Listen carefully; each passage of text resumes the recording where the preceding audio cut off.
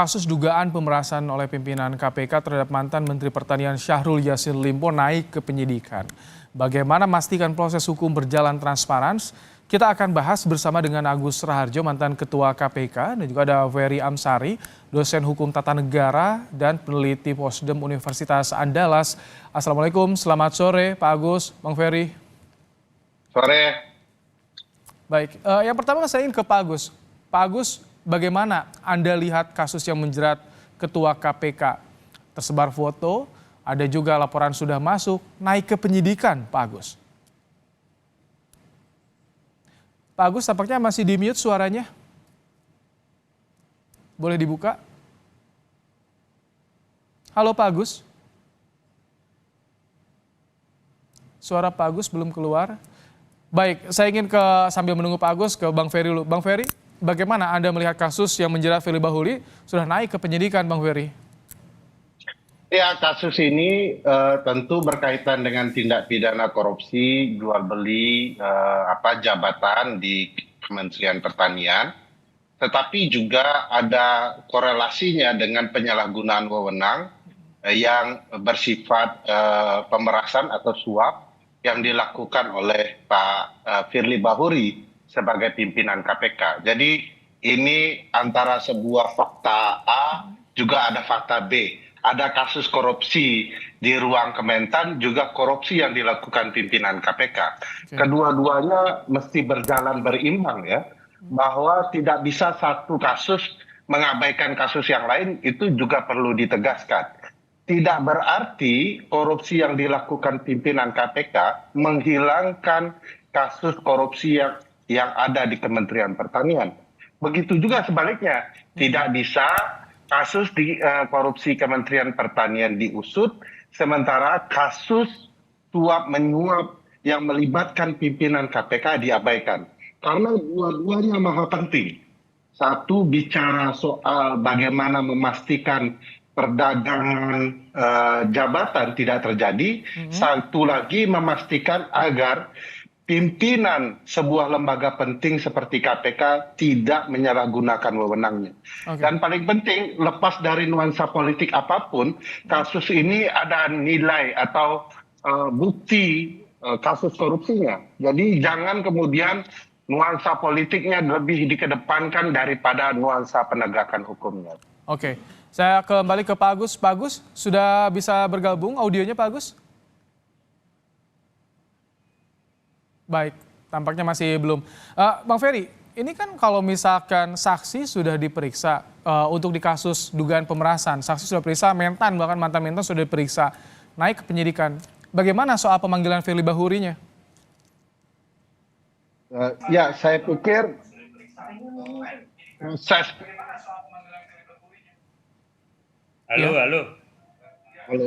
Oh baik, Pak Agus tampaknya sudah bisa join ya. TV-nya. Bang Ferry, izin ya, saya ingin ke Pak Agus dulu ya, karena sudah bisa join audionya. Udah. Baik. Udah sekarang. Pak Agus, bagaimana Anda melihat ini kasus dugaan pemerasan yang dilakukan oleh Ketua KPK masuk penyidikan?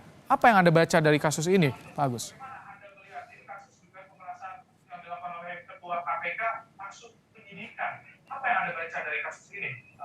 Halo, Pak Agus. Saya itu termasuk yang masih bingung ya, karena pertama kelihatannya kan Silakan. Syahrul Yassin Limpo kan juga belum tersangka kalau nggak salah. Sprindiknya juga belum keluar. Nah, yang di Polda Metro terhadap pimpinan KPK juga hanya naik ke penyidikan.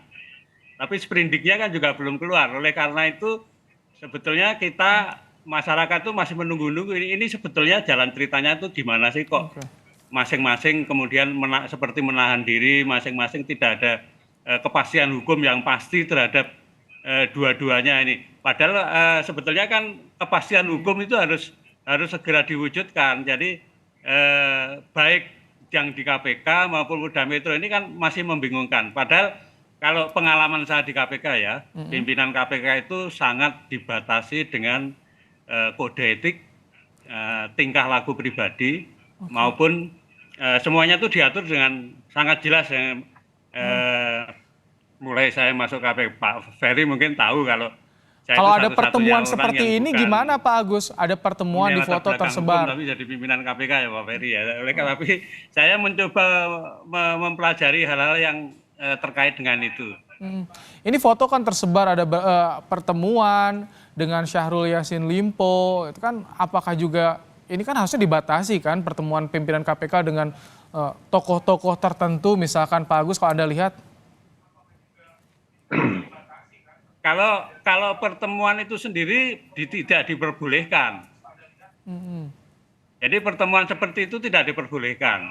Oke. Bahkan apalagi kok dengan tersangka ya, dengan calon atau pihak yang nanti mempunyai kemungkinan terkait dengan kasus yang akan ditangani itu tidak diizinkan. Kode etiknya itu ada. Nah, dalam hal ini kalau yang dulu kalau ada pimpinan yang melakukan pelanggaran seperti itu, dulu namanya PI, pengawas internal, tapi sekarang kan Dewan Pengawas, ya kan? Dengan bergantinya Undang-Undang KPK menjadi Undang-Undang Nomor 19 Tahun 2019 itu kan menjadi Dewan Pengawas. Mestinya Dewan Pengawas itu sangat aktif karena satu-satunya pengawas internal menurut pengalaman saya yang bisa memeriksa pimpinan itu hanya di KPK. Anda kalau lihat di kementerian, kemudian di pemerintahan daerah itu tidak pernah seorang irjen itu memeriksa menterinya tidak pernah. Tapi kalau di KPK itu dilakukan zaman saya. Ya. Tapi ini juga kemudian Dewas harus sangat melakukan tugasnya dengan betul. Tapi kalau ada peristiwa itu harus diperiksa. Kemudian hasilnya nanti kalau pimpinan itu ada yang namanya komisi etik kalau untuk pimpinan. Kalau memang dirasakan ada pelanggaran yang berat, saya nggak tahu apakah undang-undang yang sekarang cukup Dewas kemudian yang tidak perlu ada komisi etik. Karena kalau komisi etik itu melibatkan ahli-ahli dari luar yang dulu dilakukan. Jadi sebetulnya zaman dulu pun yang namanya pengawasan itu sangat ketat. Bahkan kalau pengawas internal menemukan pelanggaran-pelanggaran pimpinan, dia bisa membentuk komisi etik. Sebelum tadi bahas soal Dewas yang harus bergerak, Bang Ferry, apakah perlu seorang Firly Bahuri ini dinonaktifkan dulu untuk memudahkan penyidik dari Polri mengusut soal dugaan pemerasan? Atau bagaimana kalau pandangan Anda, Bang Ferry? Ya, sebenarnya Pak Agus sudah sampaikan tadi bahwa aspek dramanya ini terlalu tinggi dibandingkan aspek penegakan hukum. Lagi kalau kita bicara standar etik ya, standar etiknya itu kalau pimpinan KPK menurut saya memang tinggi di atas yang lain ya. Mereka betul-betul harus menjaga marwah institusi. Nah yang paling terbaik adalah mengundurkan diri. Nah saya sendiri tidak yakin Pak Firly akan melakukan standar etik tertinggi itu. Karena berbagai kasus sebelumnya Pak Firly tidak menunjukkan etika baik sebagai pimpinan KPK yang menjaga marwah, terutama proses penegakan etik. Ini kelemahan Pak Firly dari dulu ya, nilai etik itu lemah sekali. Misalnya kasus helikopter dan lain-lain itu sudah memperlihatkan standar etiknya sangat rendah. Nah kalau publik mempertanyakan kenapa dia tidak mundur, ya pasti tidak ketemu. Sikap tegas dari Dewas lah yang perlu ditunjukkan. Sejauh ini Dewas lebih mirip sebagai Dewan Perlindung Pimpinan KPK yang melanggar etik daripada Dewan yang menegakkan etik dan nilai etika yang baik di KPK. Jadi kalau seperti itu supervisinya dari mana nanti kalau misalkan Anda pun kurang yakin dengan Dewas, Bang Ferry? Ya karena ada beberapa putusan Dewas yang mestinya sudah memberikan sanksi pemberhentian kepada pimpinan-pimpinan KPK yang melanggar etik. Nah pelajaran dari perkara-perkara sebelumnya itu yang membuat ketidakyakinan. Tapi ini konteksnya memang agak berbeda ya. Konteksnya ini nuansanya sangat terbuka. Ruang politik besar diamati oleh banyak orang. Bahwa ada pemerasan yang dilakukan pimpinan KPK secara terbuka. 4 kali menerima uang hasil pemerasan itu berkaitan dengan kasus besar yang sedang jadi sorotan. Jadi ini memang publik juga harus hati-hati ya dan jernih melihat kasus ini. Ini ada 2 kasus yang saling berkaitan dan kedua-duanya salah menurut saya. Oke. Ini kan melibatkan dua lembaga, KPK, Polri yang sama-sama tengah melanjutkan proses hukum. Jadi apakah kalau di undang-undang ya KPK yang baru ini Anda melihat apakah bisa Presiden untuk bersikap melihat dugaan pemerasan ini, Bang Ferry? Kalau dilihat, Mas Ibrahim, ini dua institusi berada di wilayah kekuasaan Presiden. Oke.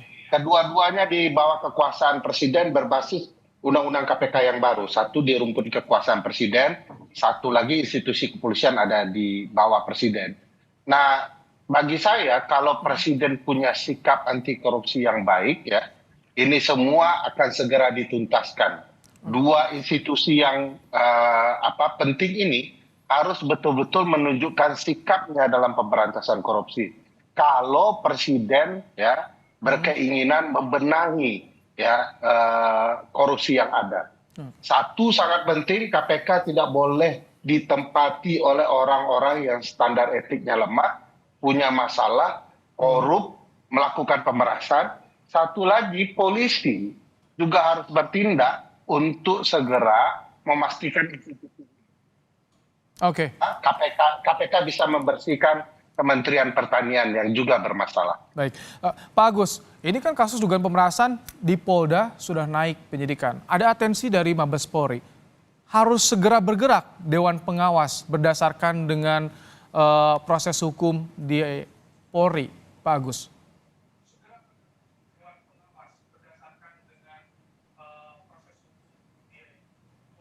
Ya, Ya.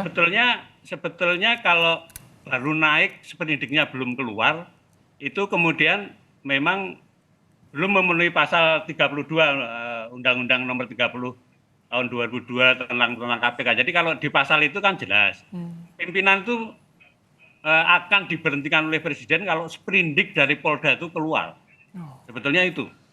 Nah, selama baru naik tapi sprindiknya belum keluar juga nggak bisa diberhentikan oleh Presiden gitu loh. Tapi Jadi, untuk Dewas ini bagaimana?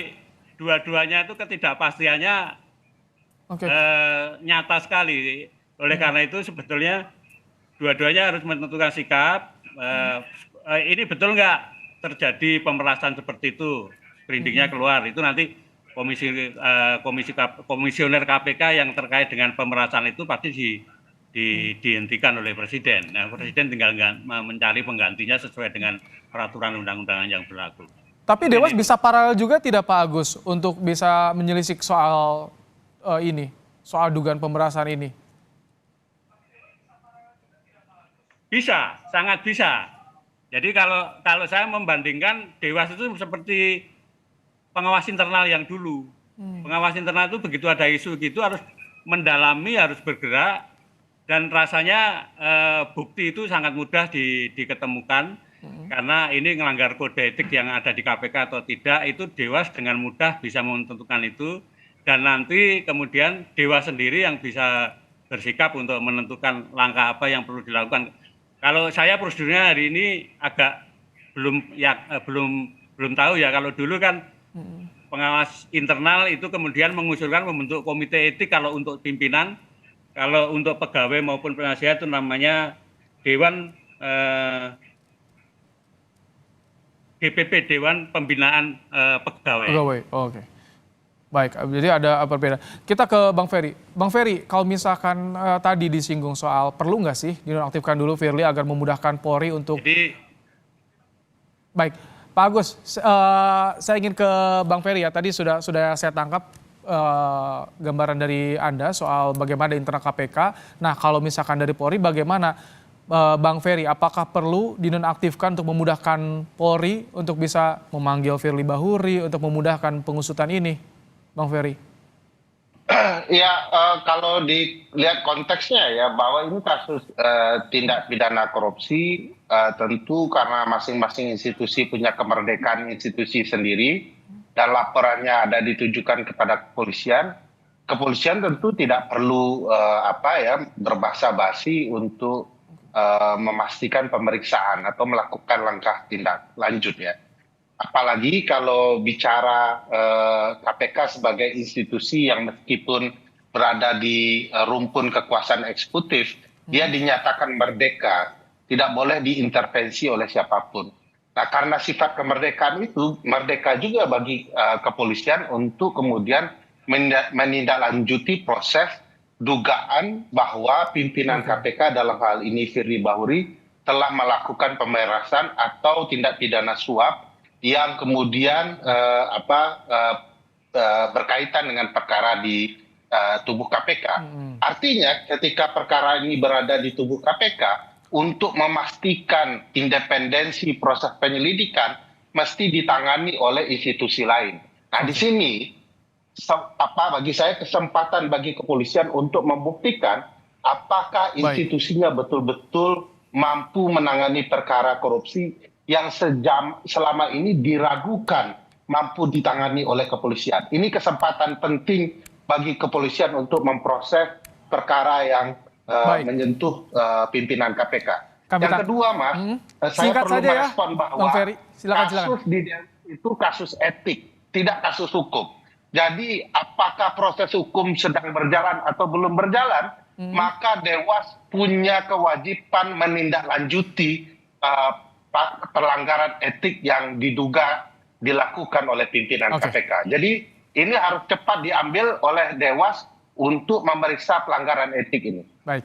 Bang Ferry Amsari, terima kasih telah menyampaikan pandangannya. Pak Agus Raharjo juga mantan Ketua KPK, terima kasih telah menyampaikan pandangannya dalam program Kompas Petang sore hari ini. Sehat selalu, Bapak-Bapak.